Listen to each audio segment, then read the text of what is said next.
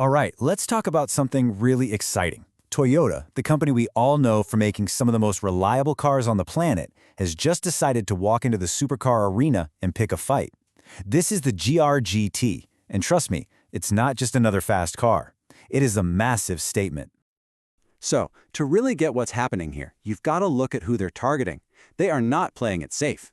The GR-GT is stepping right up to the big boys from Europe. We're talking the Mercedes-AMG GT, the Aston Martin Vantage, and look at the philosophies here.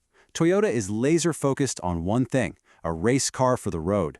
This isn't about luxury cruising, it's a direct challenge to the established order on their own turf. And this one phrase, this is everything. This quote from Toyota's Gazoo racing team isn't just some slick marketing line. Nope. This is the guiding star for the entire project. Every single decision, from the engine choice to the materials they used, all comes back to this one simple, powerful idea. Build a genuine track weapon that just so happens to be legal on public roads. Okay, so Toyota is talking a big game. What have they actually built to back it all up? Let's get into the nitty-gritty of this new challenger. The car officially broke cover in late 2025. And what I find so cool is that they didn't just show the street car, they revealed the road version and the full-blown GT3 race version at the exact same time. Why? Because they were engineered together side by side from day one.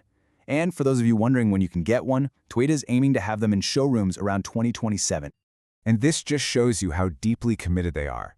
This wasn't some project they gave to a side team. We're talking about Toyota's own chairman, Akio Toyoda, personally serving as a master driver for development. They brought in top-tier Japanese race car drivers for real-world feedback, and get this, they even brought back engineers from the legendary Lexus LFA project to inject that secret sauce into this car's DNA. All right, let's get to the good stuff. The heart of any supercar is its engine, right? So let's pop the hood and take a look at the brand new V8 that's powering this monster. The headline number is just wow. They're targeting 641 brake horsepower, and that's coming from a completely new 4.0-liter twin-turbo V8 that's part of a hybrid system. And you know, Toyota is even hinting that this number might actually creep up by the time the car goes on sale. Now, the engineering to get that power is pretty brilliant. They're using what's called a hot V setup. So instead of having the turbos hanging off the sides, they tuck them right inside the V of the engine. This makes the whole unit way more compact and lighter, which, as you know, is absolutely critical for the car's balance and agility.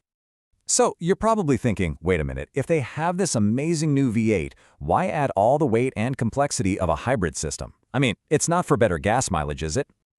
No way. The answer is 100% about performance. That electric motor has one job, and one job only, to provide a blast of instant torque that completely fills the tiny microscopic gap between gear changes. The result? You get this feeling of absolutely seamless, non-stop acceleration. There is zero interruption to the power. So all that power gets sent through a brand new 8-speed automatic, but instead of a regular torque converter, it uses a high-performance wet clutch system, just like a race car, for what Toyota is calling world-class shift speeds. And to make sure none of that power goes to waste, a mechanical limited slip differential works its magic to keep both rear wheels hooked up and driving you forward. You know, for the engineers, the experience wasn't just about the raw speed. It was about the sound. They didn't just slap an exhaust on this thing. They meticulously crafted the acoustics to create that specific, emotional V8 racing soundtrack that actually changes and communicates what the car is doing right back to the driver. So they've absolutely nailed the power. Check. But a real race car for the road needs to be more than just a rocket in a straight line, right? It's got to be light, it's got to be agile, and it has to feel like an extension of the driver. And this is where Toyota has a huge ace up its sleeve. They are aiming for a weight of under 1,750 kilograms. Now get this, that makes it a full 300 kilos, that's about 660 pounds, lighter than its main rival, the Mercedes-AMG GT. In the world of high-performance cars, that is an absolutely massive difference. So how do they pull that off? With a total obsession over lightweight materials. This is actually the first Toyota ever to have an aluminum body in white. That's the fundamental skeleton of the car. They've also used aluminum for the body panels, the suspension, and they've even thrown on some incredible carbon brake discs from Brembo. And all of that obsessive weight saving leads to this beautiful weight distribution. You've got 45% of the mass up front and 55% in the back. That rear bias setup is basically perfect for a high-performance rear-wheel drive car. It helps with traction, it helps with handling. It's just ideal. At the end of the day, this whole project isn't just about winning on a spec sheet. The real goal is to create what they call a high level of controllability. It's all about that perfect, seamless connection between the driver and the car, making it feel like it's an extension of your own body, whether you're on a racetrack or just enjoying a winding road. Okay, for our last section, let's zoom out and look at the bigger picture. Because this car, it's about way more than just one amazing model. It's about building a brand and signaling the future of Toyota performance. See, this car isn't just a one-off project. It's actually one piece of a new performance trinity.